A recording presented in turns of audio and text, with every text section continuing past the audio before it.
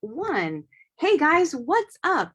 We are so excited to be here for day 2 with you here in the 5-day EKG group. So if you're here with us on Zoom, say hi. And also if you're watching with us live on Facebook, go ahead and say hi in the chat and make sure we're in the right place.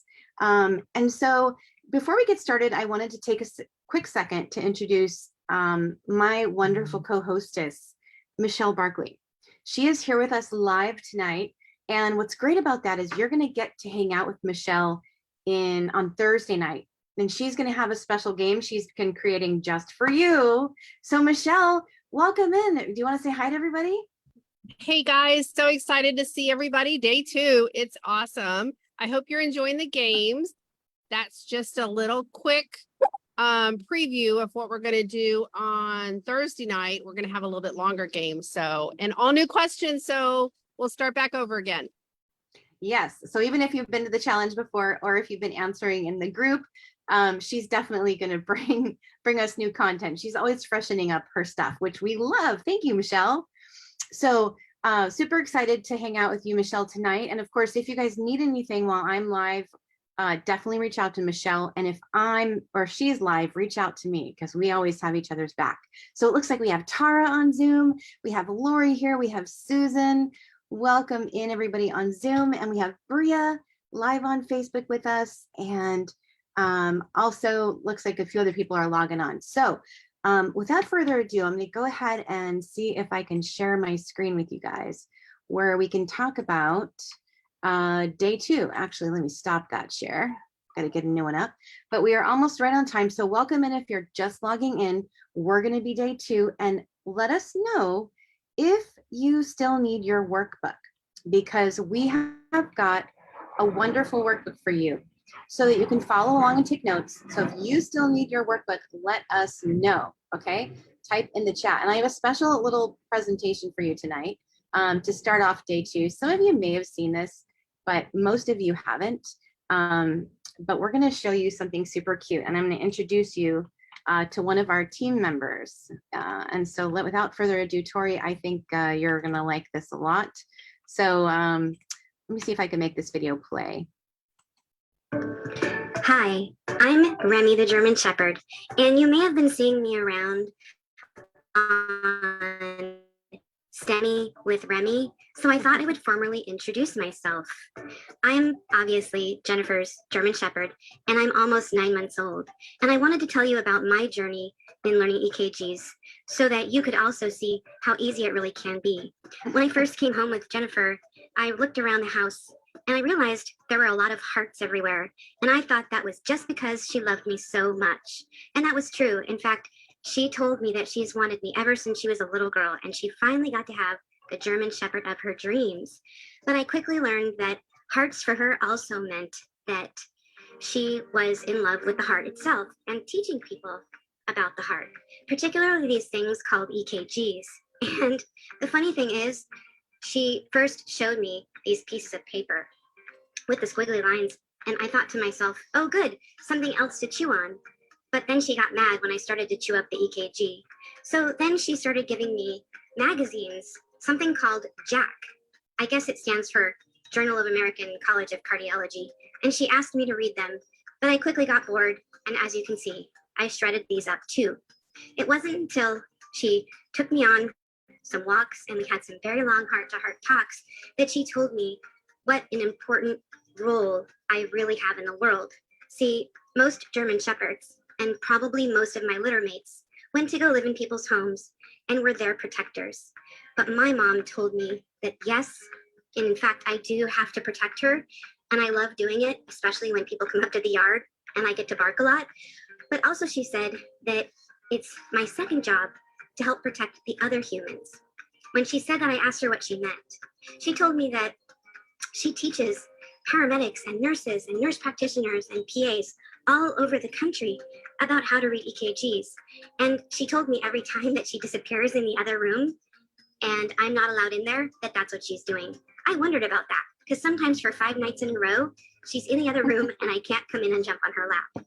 But then I started to realize that I have a big job, and that's to help her teach the paramedics, the nurses, the nurse practitioners, the PAs, the med students, the EKG technicians, anybody who wants to learn. It's my job to help them learn about STEMIs too.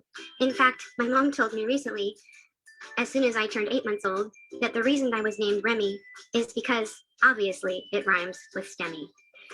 Now that I understand STEMI, my job is to help you learn it too. So you'll be seeing me around, I'll be showing you some EKGs, and I'll be asking you what you think. And my hope is that we can become good friends and that you too will see how easy EKGs are. I'll see you next time. Woof, woof. Okay, so that was actually a really wonderful video that our wonderful assistant Ruben made for us. And yeah, it's super cute. He did such a great job. But really, Remy, the EKG reading dog, he's our motivation, because if he can read STEMIs, so can we, right? It doesn't have to be that hard. So he's our motivation. Yes, Mandy. Yes, he is a very cute puppy. I know. I can't wait for you guys to meet him for real. Anyway, let's get back to the night at hand. We did have, like I said, the workbook. If you still need it, let us know. Tori's here, our wonderful group concierge that can get this to you ASAP. And we covered this last night, the 10-step system on how to read EKGs. We also gave you in the workbook, if you wanted to go through it and practice, we gave you this sheet right here, and this is the answer sheet. Okay, so we had a chance for you to practice going through, looking at the intervals, and of course, remembering that what a normal EKG should look like. Okay, so, and then we also have the EKG from last night, where you could go ahead and carve it up if you wanted to, and you could also write down the tricks. So what I was hoping you would write here was that for WPW, that we look for wide wave, or sorry, not WPW. What were we going for? No, that's for tonight. So I was hoping you'd write down all these things and then be ready with day 2, ready to go. Okay, so Tracy needs the workbook. Tori will get that for you ASAP. So let's talk about one other special little announcement. Well, actually, there's 2 announcements. Number 1 is tonight at 6:15 Pacific Standard, we have a special non-recorded lecture, and it's going to be on basic arrhythmias with Coach Gary. So I'm really excited because Coach Gary gives the most amazing graphics and the most amazing basic arrhythmia review, and he's going to do that for us tonight, and it's not recorded. So it's right after this. Don't miss it. Bring some popcorn. Danny, you're here. Welcome in, Danny. So we're still looking for that 10-step system thing for you, Danny, but I'm just online, as you can see. So also, speaking of Danny, Danny's one of our 30-day 30 EKG members. He's been with us for many years now. And Danny, maybe you can type in the chat since you're here with us, if you like the 30-day EKG group learning. I think that's why Danny continues to stick around with us. Carl's also in the group. So we're happy you're here, Carl. But basically, we're going to be starting a class next week called the 30-day EKG Challenge on Monday. And we're going to give away tomorrow night a ticket to that class, a free ticket, where you're going to be able to join us for 30 days on us. And you're going to get one of these boxes with all the goodies that I showed you last night. You're going to get one of these boxes too, and we're going to give this away tomorrow night to whoever's live. Okay, so if you're live, you'll have a chance to win tomorrow night. So that's the 2 announcements for today. Also, speaking of prizes, we'll be giving away some of these tonight. These are the little badges we showed you last night that help you find the ST segment and help you see if they're STEMI. So that's all the fun excitement. So let's get down to it and talk about our case of the night. So again, our winner tomorrow night is going to get access to this Facebook group, the July 30 Days 30 EKGs. You're going to get access to the EKG Launchpad, which is our basic group. So you get basic EKG stuff here, and you get the more advanced stuff here. So if you want to win this, you just have to come tomorrow night live.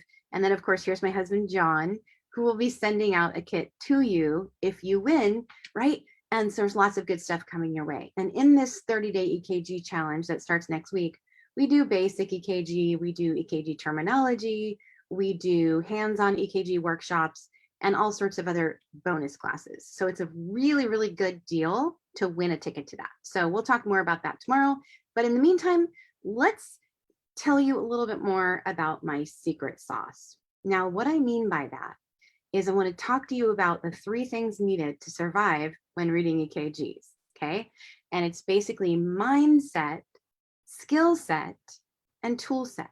So mindset, when we talk about that, I'm going to take a quick survey, and you can put in the chat, you can say #scared if you feel scared of EKGs. Okay. And I'm pretty sure even if you don't put in #scared, a lot of you do feel scared or nervous or uneasy when an EKG is handed to you.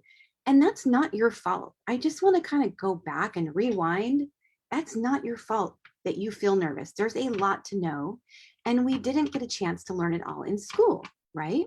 So we have some #scared. I know.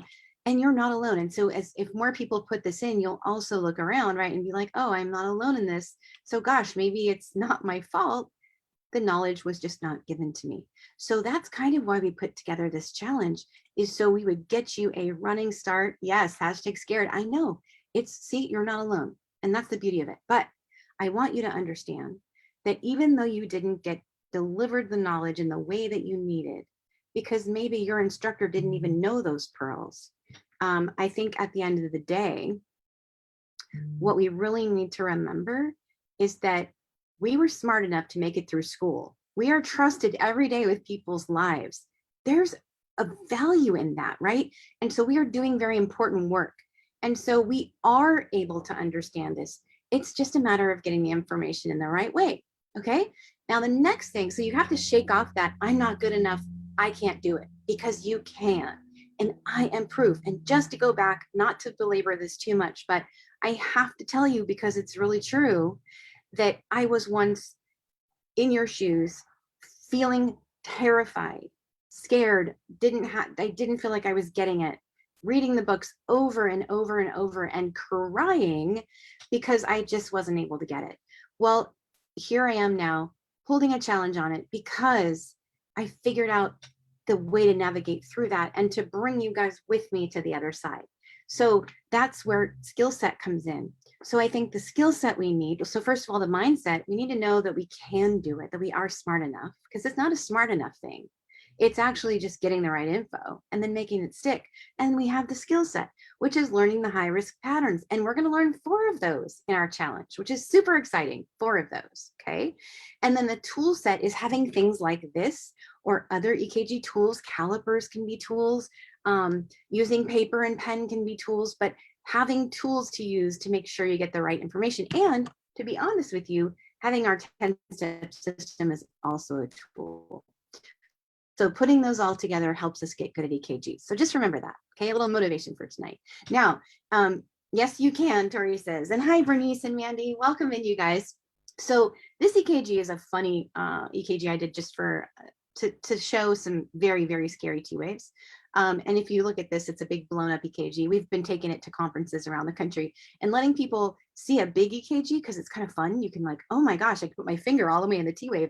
And it made me think, why don't all the EKGs, aren't they that big? You know, blow them up. Let's look at them. But you can see from a mile away, these T waves are not following the rules we talked about last night. T waves in AVR and V1 are upright, and the other T waves are inverted, and that's not normal. We learned that last night. So this EKG was very abnormal. This patient actually ended up having broken heart syndrome, right? And that was the finding, is that her T waves were abnormal. So the T waves are actually a pretty important part of the story, but there's also other important parts, and that's pattern recognition. So looking at the EKG, right, and seeing if they're inverted or upright, that's a pattern, and then looking for other high risk patterns. So one of those things, and when you have a patient with palpitations, right, when you have a patient with palpitations, you have to look for hoofbeats and not look for horses, because they teach you common things are common. When you hear hoofbeats, look for horses. Did you learn that too? If you learn that too, put #horses. That's actually a really good thing, because common things are common. But the problem is when you're so focused on the common, you could miss the uncommon things. And we're going to talk about some of those uncommon things that can bite you just as hard as a real horse. Zebras bite too. Is that everybody? Yeah, Mandy and Mickey, Riza, right? So you all heard that too. But we're going to change that tonight, and we're going to actually look for the zebras. So this is our case of the evening. This is not a real patient's face, just a caveat, but it is a real patient, a real case that actually happened. This is not a real clinic. How do you know? Because there's paper charts. I actually built this clinic in PowerPoint, but it's makes me feel at home, right? So here she is. We've got Janet. We'll say Janet. in room 1, and she's complaining of palpitations. And so with a female who's about 25, Remy, our German Shepherd who you just met tonight, wants to know, what are your differentials? What are the things that you think about with a 25-year-old female who has palpitations? So let's sort of sort that out a little bit together. What are some differentials that come to mind for you guys? Put in the chat what you might think about personally. Oh, Nikki, anxiety. Absolutely. And also Nikki, she says more history, that she actually started having this feeling worsen when her boyfriend broke up with her a couple of weeks ago. And she feels them just for a few seconds. Actually, Tara, that was a good question. Yvette says stress. Tara thought about hormones. I love these. These are all really good. Mandy wants to know about drug and alcohol intake. Yes, me too, right? Because if she has like a lot of alcohol intake, potentially she could have holiday heart. Kendall says anxiety or caffeine. Lori says diet pills. Yes, exactly. Tara says, how much caffeine are you drinking? Yes, right? Susan also says caffeine. So these are really good. Hey, Samantha's in the house. What's up? Could it be genetic, right? Could there be an underlying arrhythmia potentially? Nikki says, ask about family history. I like that, Nikki. Follow that up with what kind of family history that you would want to ask. What specific question? And Bria says potentially hyperthyroidism. That's also a really good thought. These are all good. And I love your differentials. I would also add anemia potentially for a menstruating female, maybe ruptured ectopic, maybe a pregnancy, right? So we have to think about all the things. And of course, arrhythmias. And Nikki, just to follow up on your family history question, which is so good, I would ask, does anybody in your family have issues with palpitations or any heart problems? And you could also ask for our next 2 nights, I would ask the question, is there anybody in your family that died young, sudden death? That's a big money question. Mandy also had a good one. Mandy says, long QT, cardiomyopathy, family history. That's excellent because long QT is on my differential for sure. What could that lead to? Because long QT in itself doesn't cause palpitations, but what could long QT lead to? This is really great, you guys. This is a great discussion. I have to tell you, this is fabulous. Sudden cardiac death, exactly. So it could lead to sudden cardiac death by one arrhythmia that'll come our way. What is that arrhythmia that comes our way when you have long QT? You could have VTAC, and you could also have, as Kendall says, torsades, okay? Torsades de pointes, which is a lethal form of VTAC, right? It's treated a little bit differently than the irregular flavored VTAC, right? But good, so these are all wonderful, you guys. And so we're thinking about all of that. And of course, we're gonna do, we're thinking about all the things, we're gonna do an EKG. So here's our EKG, because of course, this is an EKG challenge. So yes, of course, we're gonna dissect that. So here it is. What do you guys think is the potential cause of her palpitations? What do you guys think might be causing her palpitations? Is there anything on here that strikes you as abnormal? And I will tell you that for me, this is something that I'm not liking, okay? This is something I'm not liking. What do you guys think? Remember yesterday we talked about the fact that the PR intervals should be over 120, and it's not, right? So we may have a problem. And Tara says, hey, I'm worried about Wolff Parkinson's White. Well, Tara, you're actually spot on. And the machine did say that they think the patient has WPW as well. And so how could we confirm that? So what are the things that WPW can cause? Well, remember when we talked about the certain chief complaint-based approach for step 10 of our 10-step, right? One of those things was looking for a short PR if we have someone with palpitations, looking for a delta wave, which is actually the slurred upstroke right here, the slurred upstroke of the QRS. Do you guys see how it's not completely sharp and demarcated? I'm going to show you the difference. So this is actually a trick my husband John came up with. So he said, if you actually had a normal QRS, it would look like that, right? You would actually keep drawing down and it would look like that. Okay, so that one is abnormal and it's a little bit wide. And that's the other clue. So what do we have as far as the clues? Let's talk about all 3 of the things.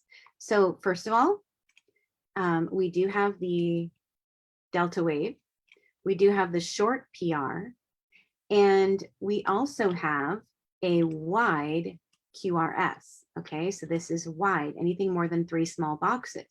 And this is, and what's making it wide is the slurred upstroke. So remember that 120 is a very valuable number. We've got 120 that should be the minimum PR interval. We also have 120 that should be, the QRS should be no more than. So 120 is a critical number, and both of these numbers are failing. So the way I remember this WPW is that, first of all, I remember the family, and I look at the mom, which is the P wave, right? If the mom is standing too close to the dad, that's a pattern recognition problem. Mom shouldn't stand too close to the dad. So that's an issue. And then the other thing is that Wolff-Parkinson's White, the way I remember it, is the mnemonic, the things that will cause. And this is what I was hoping you would write down on your paper here that we gave you, the workbook. I was hoping you would write WPW right here. And then I was hoping next to it, for the first W, I was hoping you would write wave, okay, for delta wave. And the P, I was hoping you would write short PR. And the last W, I was hoping you would write wide QRS, okay? So those are the things that we find with a WPW patient. So let me ask you the follow-up question to this. Let me ask you the follow-up question. Thank you, Tori, for putting that all in. Tori put it in for you guys so you guys could see.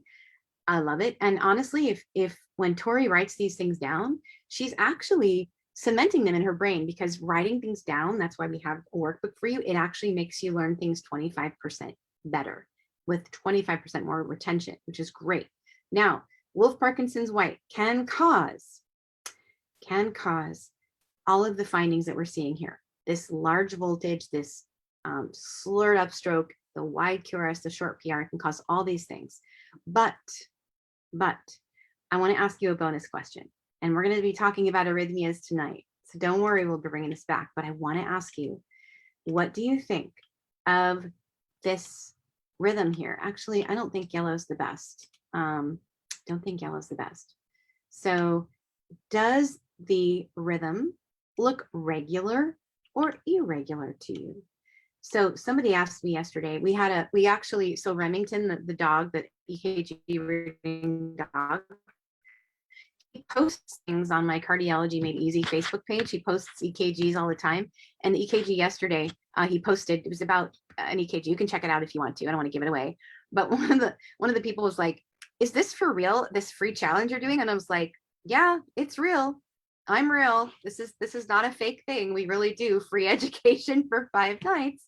Like, why is that so hard to believe? But it was funny. So, and she said, okay, well, then she was kind of sold. She's like, okay, but I gave a rhythm and it wasn't regular, but she didn't catch that. And I said, there's 3 questions that you need to ask yourself when you're talking about rhythms. So this is 3 things to write down as well. Okay. So you want to look at regular versus irregular. You want to look at wide versus narrow. And you want to look at fast versus slow. Those 3 questions will help you solve most of your arrhythmias. Okay. And again, we're going to be covering this more on our bonus session in just about 25 minutes or so. But this is irregular. So does anybody want to take a stab at what the rhythm is? This is irregularly irregular. So what do you guys think? What is the rhythm? And Tori says, this is so true. I have no medical experience at all. And you've learned so much. I know you have. Hey, Oliver's just joining us. Welcome in, Oliver. So this is an irregularly irregular rhythm. The next question you want to ask yourself is, do I have a P wave? Yes, I do. It's distinct, so we know it's not AFib. So what is this irregular rhythm that has a P wave? Well, it actually is. The machine is right. It is a sinus arrhythmia. And this is something that will fake you out. You will be like, oh, I think it's AFib, but it's not. It's actually sinus arrhythmia. And it's caused by breathing, believe it or not. And it's found in young people mostly because they have good vagal tone. So at the end of the day, this is a great rhythm to identify. I just had one today, although she wasn't young. But it almost trips you up because you're like, oh, I want to call it sinus. And the machine is actually really good at picking this up, believe it or not. Okay, so this is a sinus arrhythmia, no big deal, with a Wolff-Parkinson's White. That is a big deal. We need to go in and we need to fix that. Okay, so how do we fix it? What do we do to fix Wolff-Parkinson's White? What do we do to fix these? So here I drew a couple more things out. I drew the WPW for you here. I drew the 120 number that you want to remember. What do we do to fix the WPWs? Yes, Mandy. We do an ablation where we basically go in and we freeze or burn the little tract that's the accessory pathway, and we make the impulse go down the normal way down the heart, and that way it doesn't go around the accessory pathway and go super fast. Why do we teach about this? Why would we care? What is an arrhythmia? What is an arrhythmia that could be caused by WPW? What is an arrhythmia? And yes, there is a bundle branch block as well, but it's being caused by the WPW aberrant pathway, and it's not really real. Not really real. Okay, let's see. Okay, gotcha. All right, so what can be caused? You can have AFib or SVT be caused by underlying Wolff-Parkinson's White. So they can go fast, and we do want to ablate them and fix them so they don't have to suffer anymore. Okay, so this is the comparison between a normal impulse versus a WPW impulse. This is wide and slurred. This is nice and tight and narrow like we should see. Okay, so that's good. And a little behind the scenes on ablation, because I know a lot of you don't deal with this every day. So I just wanted to take a second and draw for you with a better pencil than that. Let's use this one. This is the sinus node. This is the AV right here. And then this is the coming down the bundles. This is coming down the bundles, okay? And so what's actually happening with WPW is you're taking an extra pathway that's going around the AV node. It's not going through. And so what we do with it is we actually just freeze or burn, and then the impulse has no other way to go dead but here. And the great thing about the AV node is it kind of slows things down a little bit. And it's like the highway patrol of the heart. And so it slows them down a little bit. They don't have that here. That's why the impulse, or that's why they can have these tachyarrhythmias, and that's why the PR interval is shorter. So in summary, these are sometimes hard to spot. That first one I showed you was not very hard. In fact, I put this in your workbook so you could go ahead and try to find them on your own on the piece of paper, right? If you wanted to, on your page 2. But just to remember that, again, the 3 things you're looking for: a wide wave, a short PR, and a wide QRS. And this person also had Wolff-Parkinson's White. This was a very, very hard one to see. And I wouldn't expect anybody to pick this up right away, right? This is a very hard one. We didn't put that hard one in your workbook. We put an easier one because this one, they normally are not this hard. So hopefully you guys learned a lot about Wolff-Parkinson's White tonight. And this is one of the arrhythmias that you can go into when you have WPW. You can go into these very scary, wide, bizarre rhythms. And does anybody want to take a guess what this rhythm is? Because we have our 3 questions, right? And this is V1 pulled out as a rhythm strip so that we could dissect it. V1, is it regular or irregular, right? Is it regular, irregular, fast or slow? That's easy, it's fast. And is it wide or narrow? That's also easy. You can see it's wide. And I know that you know that wide and fast normally equals VTAC. Here's the problem. This is not regular, so it cannot be VTAC. And Tara got it. Yes, Tara. This is an AFib with a rapid ventricular response. So AFib with RVR, if you've ever heard that term before. It's wide because the patient has the underlying Wolff-Parkinson's White, okay? And that's all that's going on there. So here's another example, just blown up again of this WPW for you to look at, all the leads, right? Yeah, go Tara. I love that you guys are cheering each other on. I love that you just met and you're cheering each other on. Like, that gives me goosebumps. Okay, so to wrap up tonight, the take-home priority chief complaints that would make you want to get an EKG are anything listed here. And I will tell you that, you know, when I was working in the ER a lot, when I was a new ER PA, I would get more EKGs than the standard average bearer provider. And one of the docs called me out on it. And he was like, Jen, you are getting too many EKGs on young people. And at the time, and I still remember, I was standing in the hallway, exactly remember where I was standing. And I just was like, you know, I was like being yelled at. I was little provider, right? Baby provider. And I was just, I knew why, but I couldn't verbalize it. You know, that, you know, total fear that just takes over. So it's funny because about 2 years later, I summoned up the courage to go back to him. And I was like, I get EKGs because I'm not always looking for STEMI. I'm looking for congenital things like Hokum or Brugada or Wolff Parkinson's White. And I'm not always looking for ACS. And he was like, okay, that's all I wanted to know. So anyway, the long story short is don't hesitate. If you're thinking about getting EKG, just get it. It's actually a great tool that can tell you a lot of information, not just about ACS. If we just use it for ACS, we're missing a lot of clues. We can even tell electrolyte abnormalities on an EKG sometimes, like hyperkalemia, for example. So don't hesitate to get the EKG. All right, so now it's half an hour into our night. We do have a bonus event coming back in 15 minutes. So I'm gonna hop off. We're gonna jump on a new Zoom because that will not be recorded.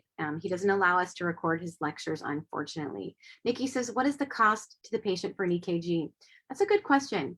I think it depends, and you guys can tell me what it is where you are. I think it depends on what setting you're in, and it's very like hospital versus clinic dependent. I think, and there's also an interpretation fee. So Tara says 200, and anybody else can throw out a price, but let me ask you the follow-up question to that, Nikki. What's the cost of not doing an EKG when somebody needs one?